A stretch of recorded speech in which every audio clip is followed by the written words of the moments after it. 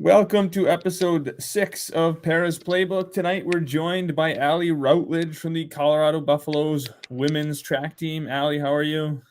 I'm good. How are you? I'm great. Thanks for joining me.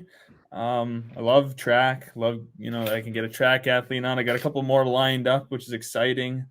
Um, and I personally think track is an underrated sport that doesn't get enough national attention, global attention, except for when the Olympics roll around. People go all crazy for track. But otherwise, people don't really care about track unless you're like a track person. And that's kind of where I wanted to start our conversation is, talking about just that. And I don't know, do you agree that track is underrated in a sense of sports? Yeah, I definitely agree with that. I think it's actually a lot more underrated in the US than most other places because back in Europe, so I'm originally from the UK. In Europe, it's a lot bigger than it is in the US because you have sports like football and baseball that aren't global that kind of take over here. And I think a lot of that has to do with publicity and broadcasting. Like in the US, everyone loves convenience here. And so if it's not broadcasted, people aren't going to go out of their way to watch it. And then they don't realize how like fun it can be to watch. So I think that's the biggest issue, to be honest. Yeah, that makes sense. I mean, people just flip to ESPN and watch whatever's on or Fox Sports or whatever they're going to watch. And usually, like you said, it's going to be football or baseball or something like that.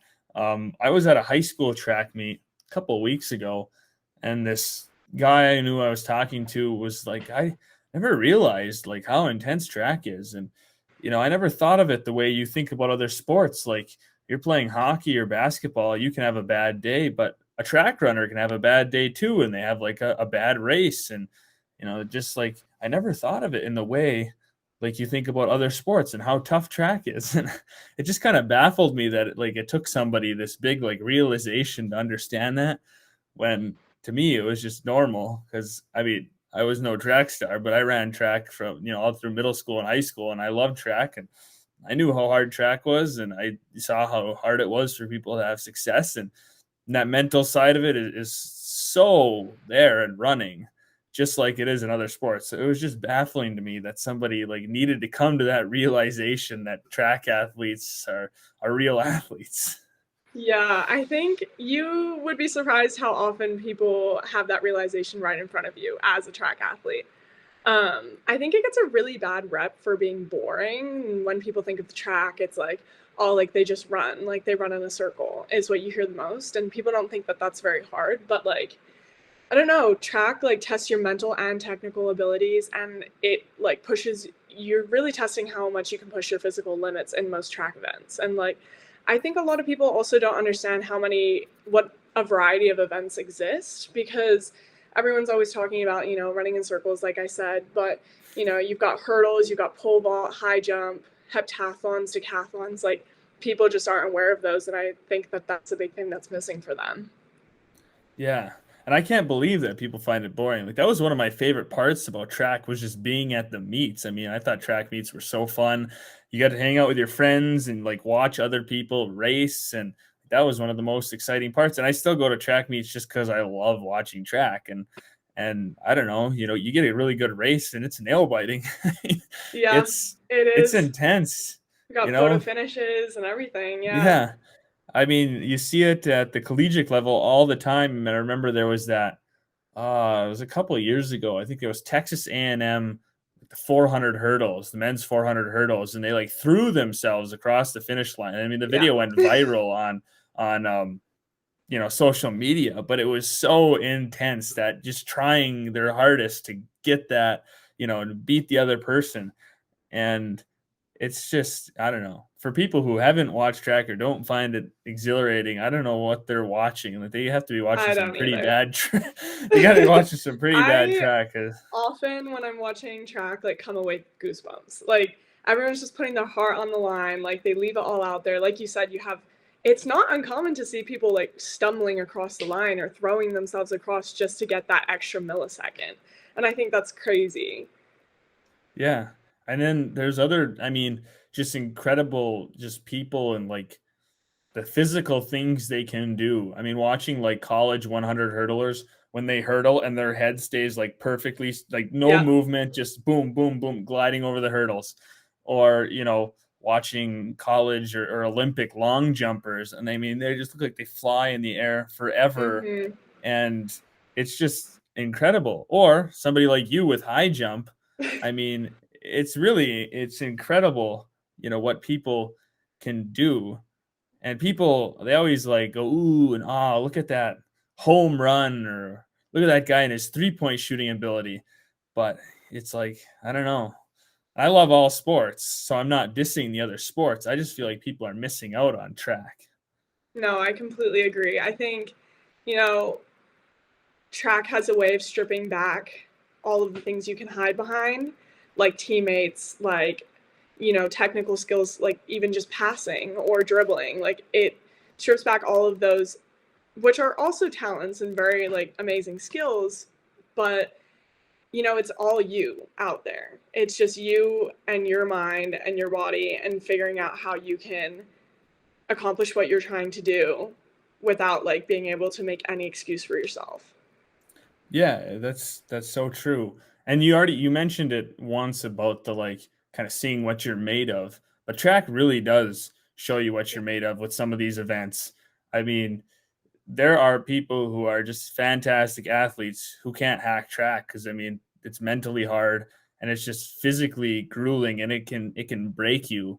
I mean, I ran like everything in high school because I really never found my like thing. And I kind of found it as a senior. I did hurdles. I really enjoyed it. I wish I would have started sooner, but it was too late. But just doing like 300 hurdle practices, Yeah. man, that's so brutal. Over and over and over. Like that is a very grueling practice. Something like Yeah. that. As a multi, we do running workouts like once or twice a week, especially in the fall. They're big workouts, and those kill me. Like those days, I dread them. I've had workouts where I throw up in during my break and then get back on the line and finish with a 400, and you just have to, it's just that mental toughness of like, can I get back on the line and prove to myself that, at the end of a heptathlon I can run a 220 800, like. And I, as a multi, could never imagine being honestly like a sprinter at distance. And I think that's also the beauty of track is that, we often have a discussion with each other as like, oh, I could never do what you do. And I think track athletes in general can pretty much recognize like the difficulty in each individual event.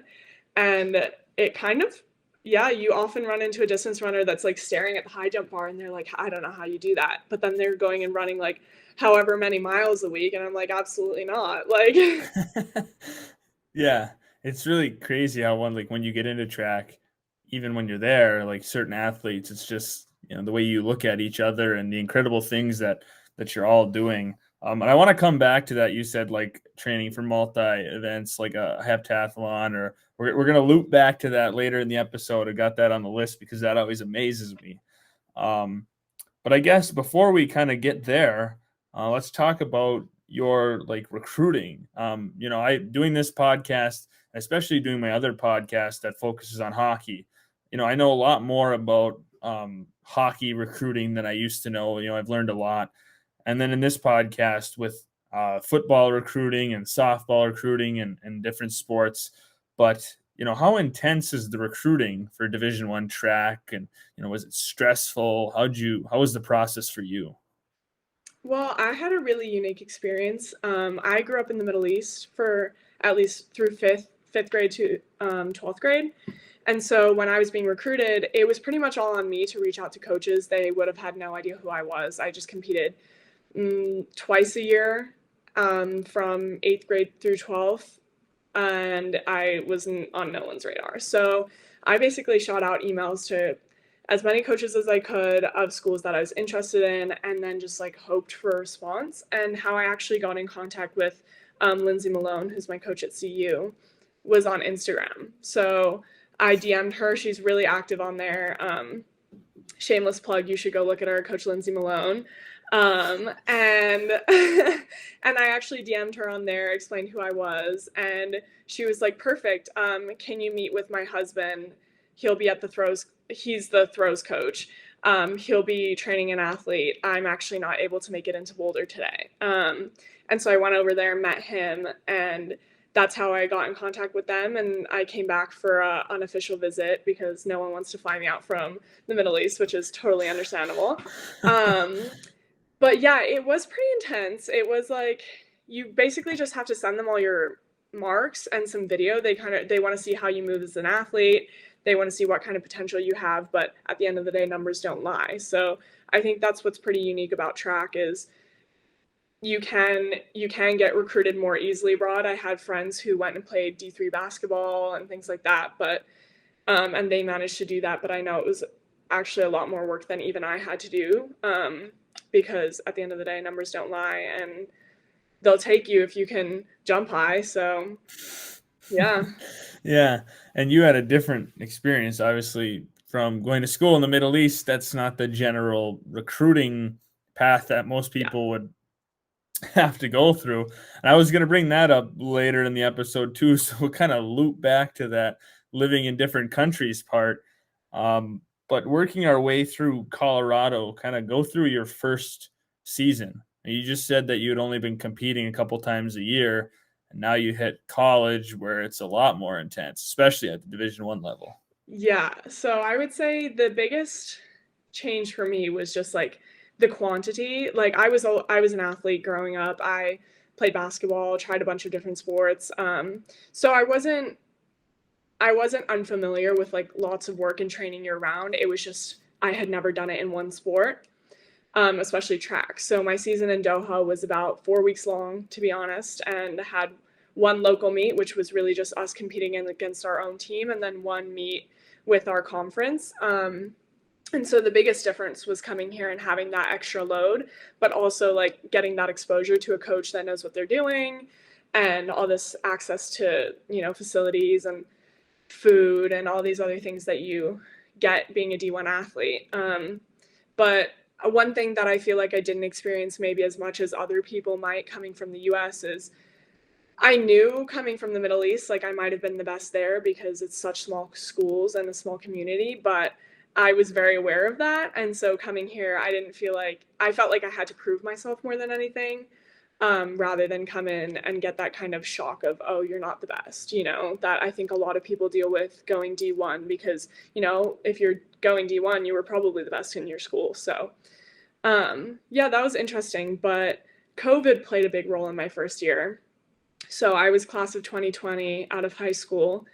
And so my fall season, where we do the bulk of our training, was actually very limited. I don't think we even met with the team until maybe October.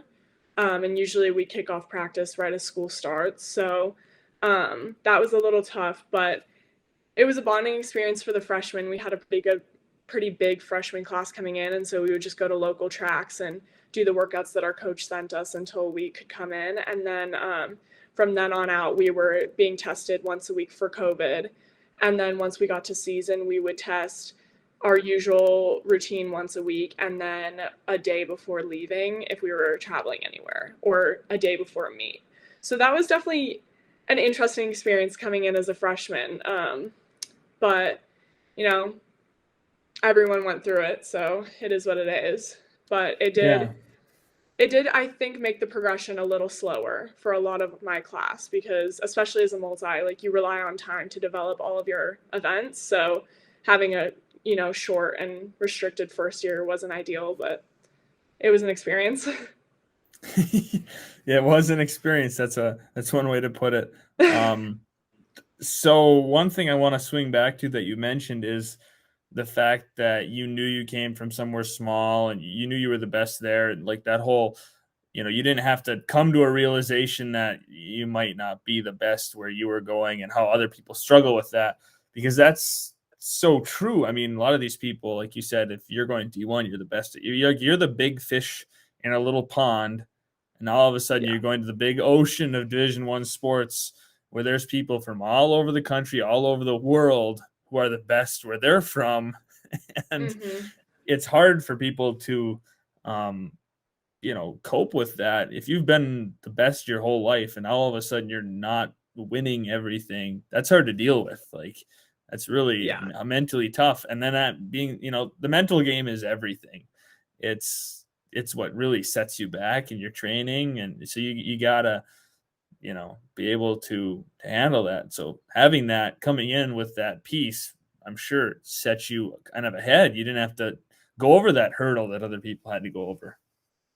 Yeah, I think in general, my freshman class was pretty switched on in that aspect. Our coach recruits very specific types of people, and I think we all mesh together. And yeah, I think luckily a lot of our team I don't think went through that, or maybe not to the level of other people. You sometimes do see sprinters with the top time in the country get into college at these huge universities, and then they just fall off the face of the earth because they've had a tough transition. And it's a shame that that happens, but it's a reality. And yeah, I think also as multis, we're very much aware that we come in being pretty good at a lot of events, and we might have one or two that's a specialty, but overall we're pretty humble because every some other people that's their one event, and you're going to be competing against them. So you at least have a little bit of awareness about that.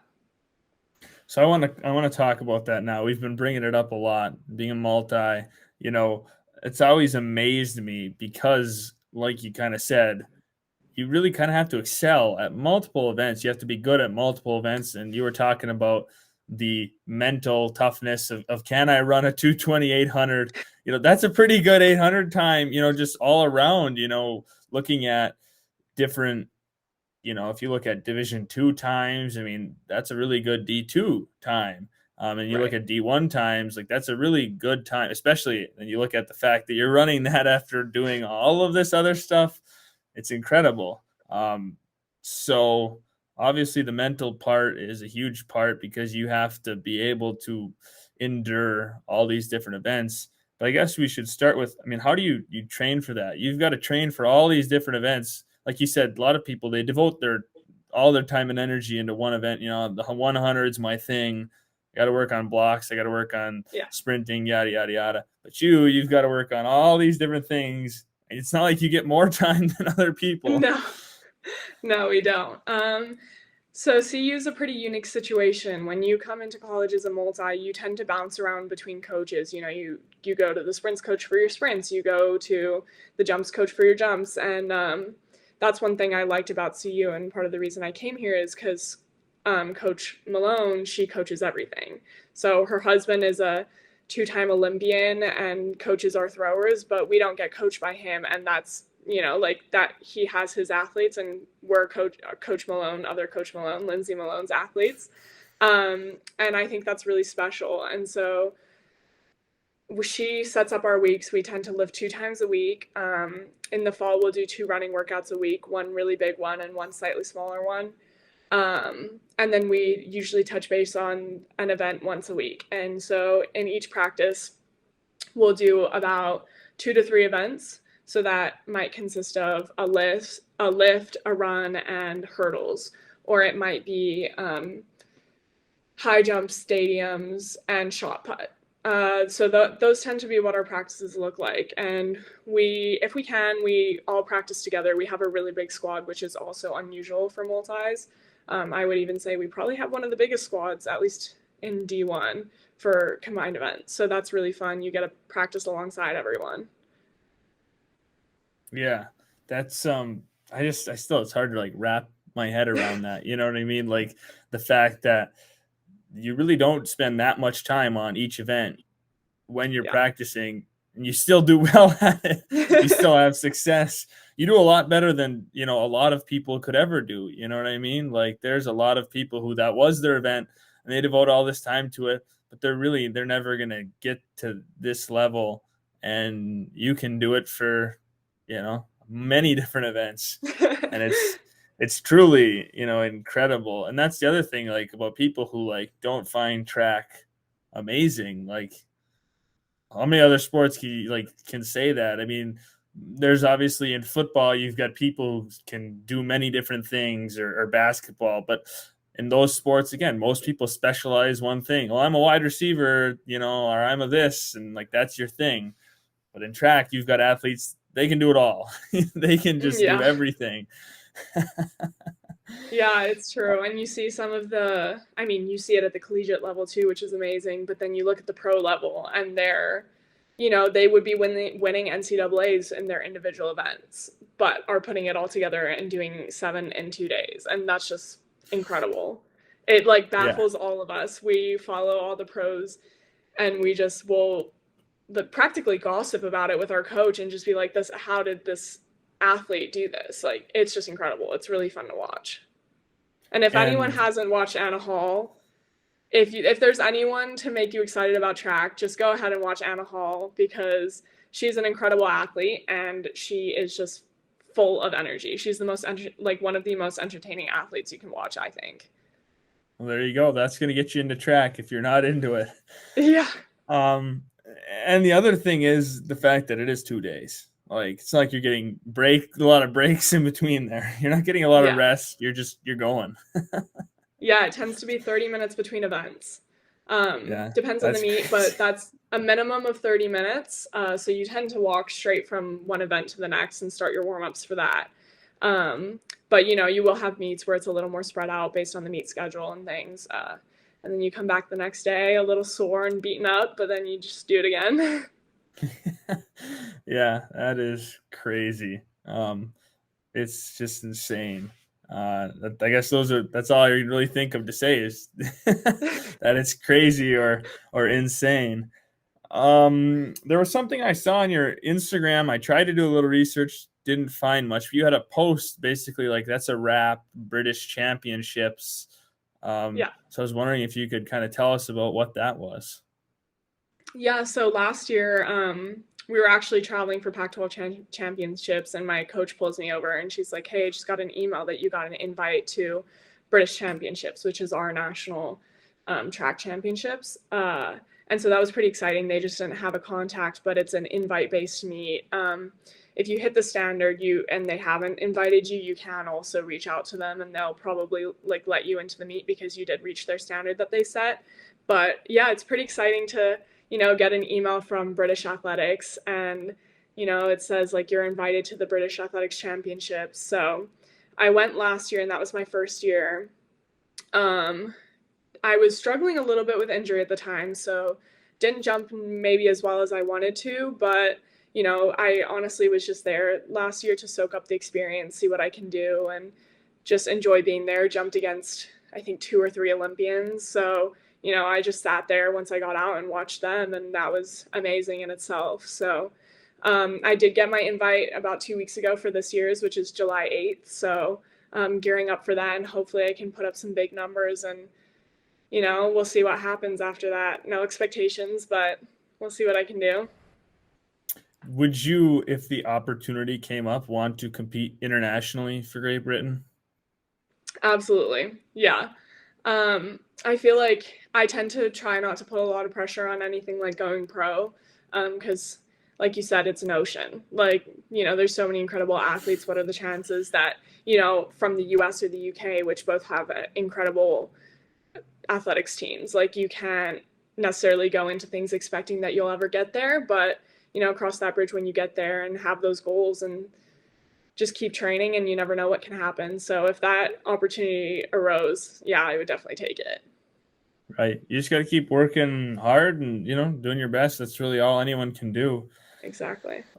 And you had a big accomplishment here not that long ago at the Pac-12 Championships. PR, second place with a height of 5 foot 11.25 inches, which is an awesome height. I'm pretty exciting for you. Obviously, I saw all your stuff on Instagram, and you looked pretty excited to have accomplished that.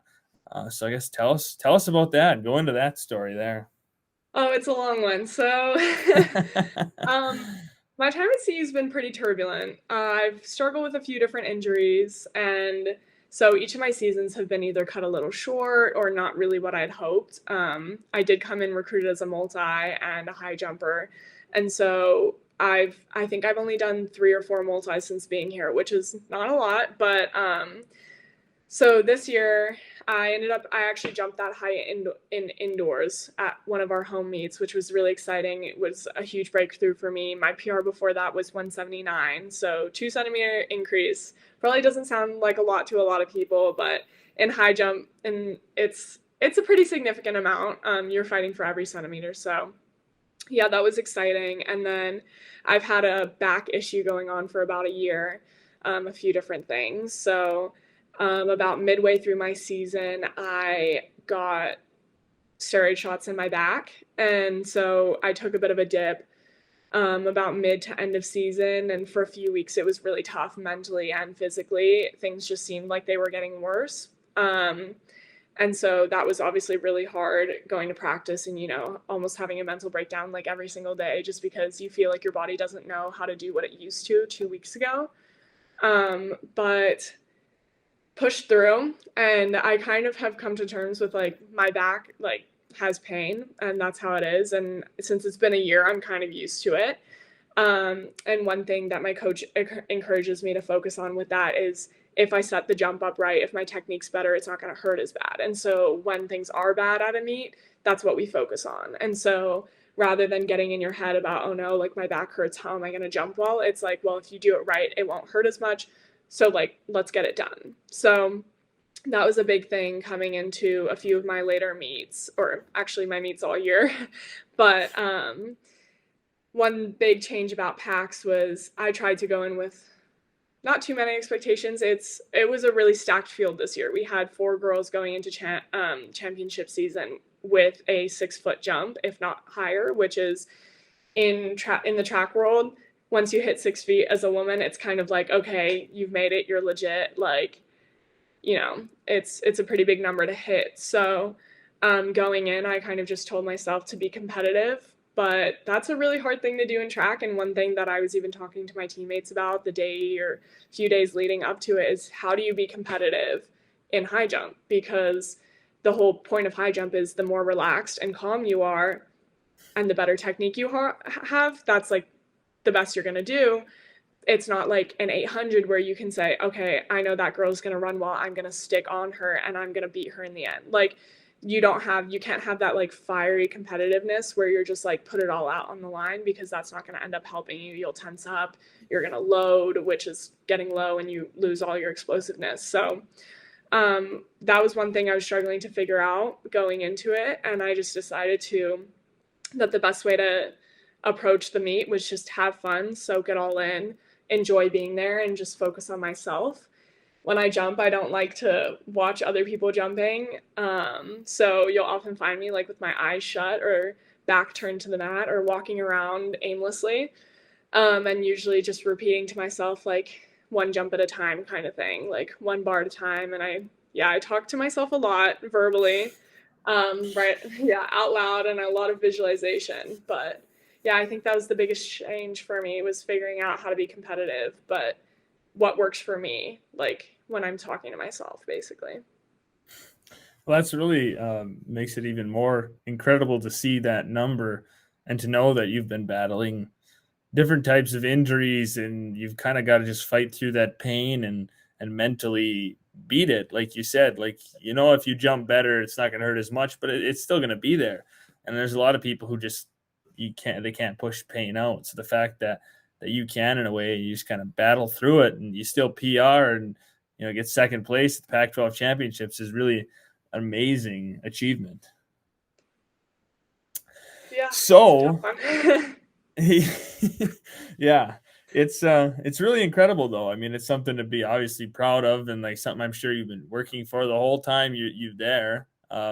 Is to, the whole goal of track is to keep PRing and keep yeah, getting better and just setting goals and getting better, and that's all you can really ask for as a track athlete is hitting those goals, no matter what it takes. yeah, absolutely. So there's a few other non-track things that I wanted to mention, like the fact that you've lived in 5 different countries, which is something a lot of people probably can't say unless, maybe they're 60, and they've lived a long life and lived all over the place. Yeah, so my family's originally from Scotland, but my dad works in oil and gas, and so we got kind of moved around a bunch. And so I was actually born in Houston, so I have dual citizenship, which is always fun. But only lived there 2 years, then ended up in Venezuela for three, left and headed back home to Scotland for three, Italy for two, and then ended up in Doha for 8 years. So yeah, that was really fun. Ended up there. It was really good experiences. Yeah, ended up there for 8 years was a really long time for us. My dad had a job change in country, which wasn't usual for us. So instead of 3 years, it ended up being eight. So that was really fun. Ended up building a bit of a home there. But then actually haven't been back since graduating because my parents moved again. So, we just keep bouncing around. Bouncing around the globe. Yeah. Do you have a favorite out of all the places you lived? I feel like that's hard to say because they were just all different stages of my life, but at the end of the day, Scotland's home, so I love it for that. I go back every summer. And then Doha, I was just there for so long and I got so many amazing opportunities there that's hard not to say that that might be one of my favorites considering I lived there longer than anywhere else. But yeah, it's hard to say that I have a favorite. I love them all. Yeah, it's hard to narrow it down sometimes, especially when you've been in so many different and amazing places, and it makes it, a lot more difficult. So maybe Yeah, they're this hard to next compare. question will have a more unique answer than other people can give because you've experienced so many different cultures. What's your favorite food? Um, I'm gonna have to say pretty much anything Asian. I love Thai food, like green curry, pad Thai, mango coconut rice. Like those are my bread and butter. But also living in Italy, like there's nothing like real Italian food. You just don't get it most other places, especially here. So yeah, You authentic mean the Italian Olive food is Garden is not real Italian I food? What is actually that what you're went there trying for to the say? first time. My team took me there for the first time 2 weeks ago, and I don't know that it lived up to its hype, but Hey, the endless breadsticks and endless soups is kind of, yeah, I suppose if you're trying to feed a family, you'll get it done. right. Yeah. I was there with my fiance not that long ago and I told her I was like they should have done that Super Size Me movie. The guy ate McDonald's every day for a month at Olive Garden. And that'd be like a true test because those meals all Yeah. are like 6,000 calories a meal or Oh my gosh. yeah, I'm That would sure be real something. Italian food is much better. Yes, it is much better. So, what kind of music do you like? What's your favorite kind of music? Oh, that's entirely up to my mood. I will listen to practically anything, even country. For a while, I fought it, but then I had a friend from Texas that listened to it nonstop, and so then I ended up liking it. But um, yeah, I would say I lean towards like alt music kind of a lot. I like rap. I don't know if you've heard of Lil Sims, but she's from the UK and she's a great artist. She's really cool. Her songs are pretty unique, which is the fun part. Small band called Sticky Fingers from Australia. That's one of my favorite bands. Yeah, just a bit of everything, honestly. So, you became a country fan after trying to fight it. I feel like that's kind of what happens to people. They're like anti-country and then they like get surprised. I mean, They're just catchy. They're catchy. That's I'm what not a gets you. huge modern country guy. Like it's too poppy Really. for me. I like classic country. I like the like 50s, 60s, 70s, but I also really like 90s, early 2000s country. I can't dig the new stuff. I like Last Night by Morgan Wallen, that's good. And When It Rains It Pours by Luke Combs, that's pretty Oh yeah, good. that's But a good other than one. that, like not a big Oh, country guy.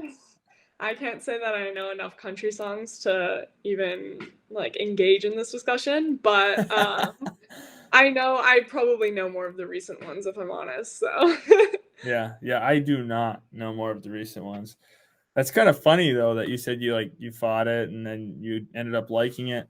My mom was just telling me about Jimmy Butler and how he said something about how with like music, people were playing the locker rooms and it was getting kind of annoying.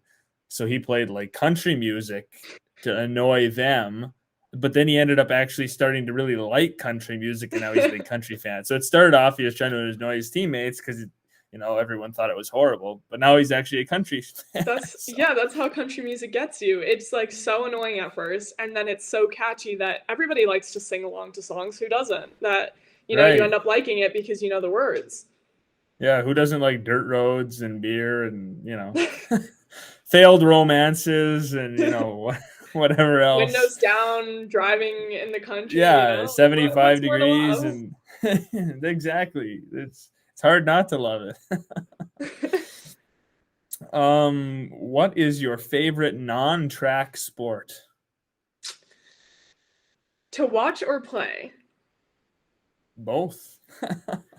Okay, to play basketball, I played basketball through middle school and high school and had a tough time deciding whether I wanted to pursue track or basketball in college. But yeah, I'd say that's definitely my favorite to play.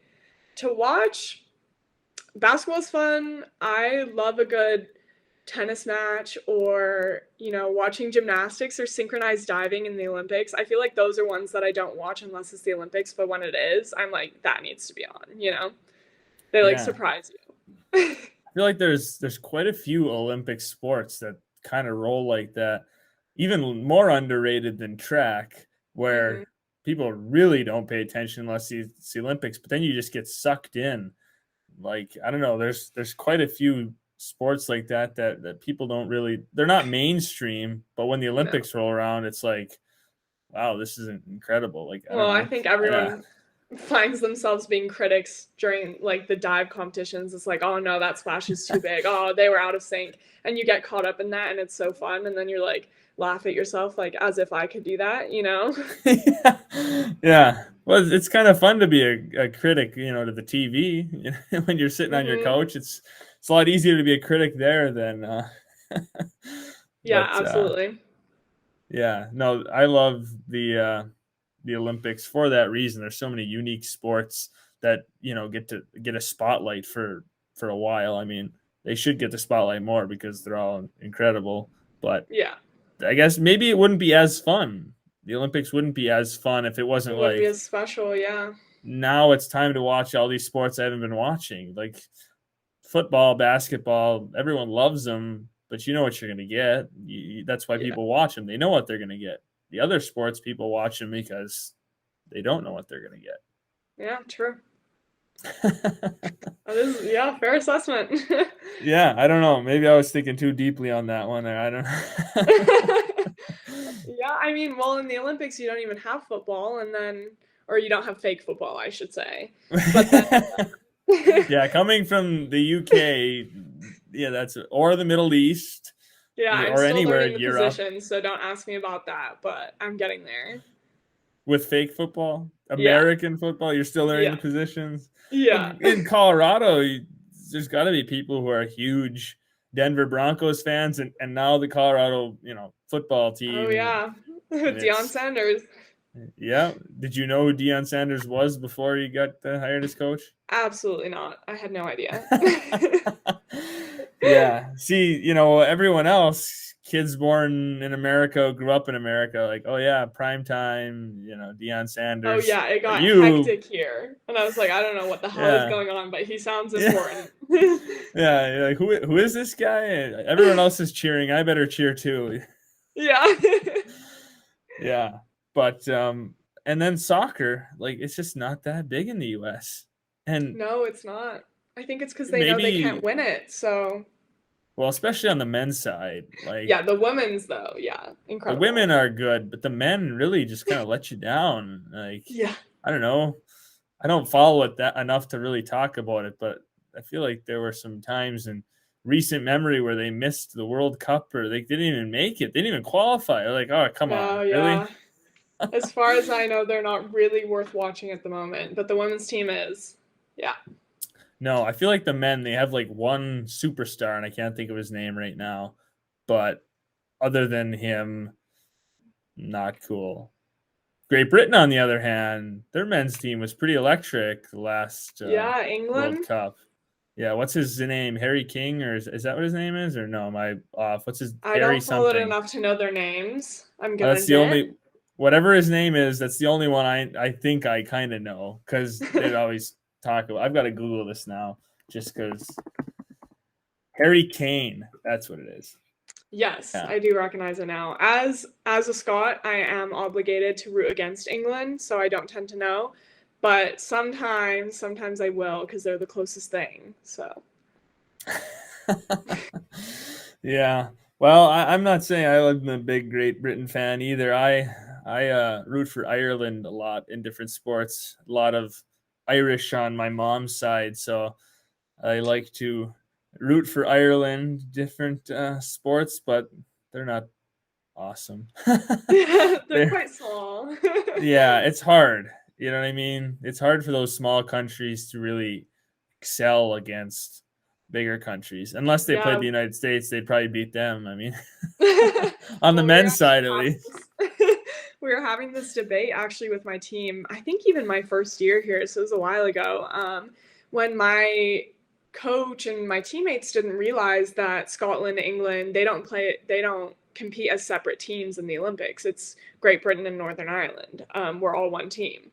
And so they were upset about that. They're like, oh, that's ridiculous. You should be split up. Like, that's too much of a powerhouse. And then I'm like, okay, geographically, let's just compare the size and the population of the US compared to the UK. Should we be splitting you up into states?